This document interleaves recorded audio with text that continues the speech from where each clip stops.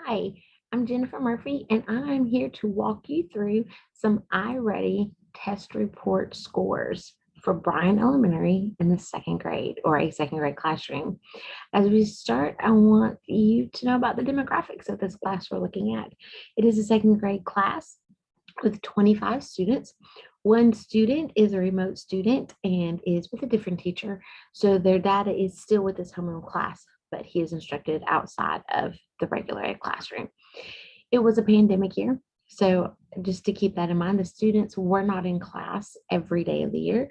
They swapped between being virtual and remote at home to being in the classroom. The data we're going to look at comes from a third test, the spring testing cycle of 2021, and we're looking at the math data. And math starts at a higher level and it works their way down as they give the test to the student. So it doesn't start from easy to hard. The next thing I want to share with you is what exactly is iReady? iReady is a state assessment that's given to the students 3 times a year. It's given beginning of the year, middle of the year, end of the year. The test looks at reading and math, and they're based off of the standards that teachers should be doing in the classroom. Excuse me. The third thing that iReady does is it also monitors growth, student academic growth from one testing period to the other testing period, so we can see if a child is growing and if they are, by how much. And lastly, iReady is not the end all be all of our assessments. It is just one of many and is the standardized test assessment that we use, to monitor growth, all the things that we just talked about. So here is our class report for spring of 2021 for the classroom. This is the teacher's view of the page that they get for their reports after all the testing is done. And as you can see, all they're broken down by percentages and by color. Green is on grade level or above grade level. Yellow is one grade level below, which would be first grade. And red is 2 or more, which for our data here is kindergarten. So we see that 6 students or 24% are on or above, 15 students or 60% are one grade below, and 4 students or 16% are 2 or more.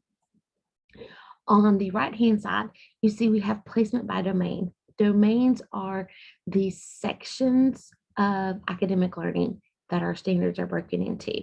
So numbers and operations deals with number sense, counting, comparing and contrasting numbers. Algebra and algebraic thinking deals with word problems, problem solving, and adding greater numbers. Measurement and data, measuring things, comparing things. Data is using different forms of graph, and then geometry, dealing with shapes. And as you can also see, it says students not completed aren't there, but all of our students took the test. So this reflects all 25 students in the classroom. At the bottom of that, you're going to see this little section here, which I pulled one student for us to look at. And this student's data has the first number is their scaled score. It's what they actually made on the assessment. Then we have their overall placement and the student placed in the mid second grade year, followed by it's broken down by those domains that we talked about. So as you can see for all the domains, they're pretty much on grade level except for geometry. Then we have typical growth. Typical growth is what we expect to see in average second graders. We would expect to see them grow by 26 points from middle of the year to end of the year. Now, stretch growth is if we were to push the student a little bit harder, we would expect them to attain a higher goal of a 36-point growth. It is an attainable goal. It's not an out of reach goal. So what does this mean for our teachers and instruction as they're looking at their students' listing and scores? Each section can be resorted. In this first one, we resorted number and operations, so the lowest to the highest. So it makes it a little bit easier for teachers to regroup students for small group instruction. When we change it to the algebra column and rechange it, it reshuffles the students. So now I can see that for this reteaching, reinstruction, I'm going to have a different set of 3 kids, and my group is actually smaller. So teachers can use this tool with their data to form small group instructions, to form reteaching instruction, um, to look at who they would need to have extra hits for intervention with. Now the reports that go home looks like this. It tells us the exact same data that we just went over, except it's broken down a little bit differently. We see at the bottom that there's their diagnostic grade where this student falls. They fall in the first grade with a score of 426.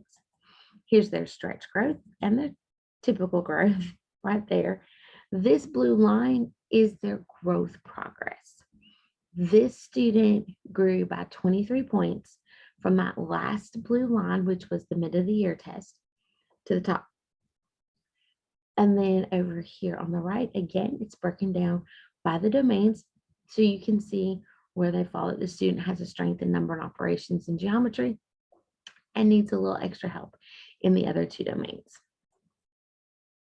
So what does this mean for our classroom and for instruction in the classroom? We see that 6 out of the 24 students are at a passing level, which is phenomenal given the circumstances that was done. Measurement and data had a low level, that the instruction for measurement and data stuck with these students. And they were able to turn around and apply it later on into the year, and that all students completed the test. This may seem like a small celebration, but very rarely do you get all students to get all things done at the same time or close to it. Sometimes students are absent one day, sometimes our students just miss it for some reason. So having all of that data is great for tracking student growth and for helping the teacher with instruction. Now, what can our teacher do for the areas of support? We see that there are 4 students who are 2 or more below grade level in that kindergarten grade span. We do see that geometry and numbers and operations have longer red bands, and so instruction would need to be looked at and changed, or not changed, but improved upon. How can we make that instruction better? How can we engage the students more? How can we make the instruction meet the needs of those students? And then we also see that 60% are just 1 grade level below, which is a majority of the class, but they're movable. They're not so far behind that we've lost them in instruction. So how can the teacher change her instruction to push the students more to get that typical growth, or even push them a little bit more and get that stretch growth? So the next steps for our teacher in this would be to have some goals set for our students. We want to look at lowering those red and yellow bands, and perhaps by regrouping the students, maybe the initial grouping of math small groups was not a good mix, that the groupings that were there were not based on this data, but could, the current data they were using, whether it was formative assessment or classroom assessment, maybe it was off somewhere. We'd need to look at all the assessment pieces and regroup the students. Look at the instruction practices. What does the teacher do in class when instructing on those little areas? Is it hands-on? Is it engaging? And if not, how can we help that teacher make it engaging? And then look at what are students doing independently. Are they doing worksheets? Are they doing station work? Are they not doing anything independently? Where can we improve the instruction to transfer over to the students to help them? And then what does our teacher need to continue? She needs to continue to build in those areas of measurement graphs and number operations to not lose the ground that's already been gained. Thank you for looking through this data. If you have any questions or concern, know that I'm always here to help you and just a phone call away.